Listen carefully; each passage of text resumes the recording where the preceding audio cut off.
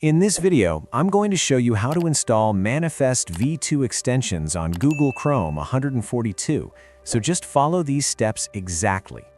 Now, the first thing you want to do is go to the Windows search bar and search for Google Chrome, and once you see it, just right-click on it and select Open File Location. Now, once the Chrome folder opens, what you want to do is right-click on the Google Chrome shortcut and then click on Properties.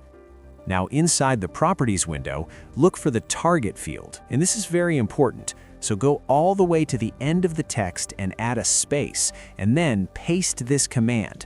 You will find the command in the description. Now, once you've added it, just click OK to save the changes. Now, one more thing, if you use a Chrome shortcut on your desktop, you need to delete that shortcut and create a new one from this modified Chrome shortcut. Otherwise, the changes won't apply. Now, from this point on, every time you open Google Chrome using this shortcut, it will automatically launch with the custom flags enabled. Now, after that, you can install Manifest V2 extensions normally, just like before, without any issues. And that's it. You have successfully enabled Manifest V2 extensions on Google Chrome 142. If this helped you out, please subscribe. It really helps me out as well. Thanks for watching, and I'll see you in the next one.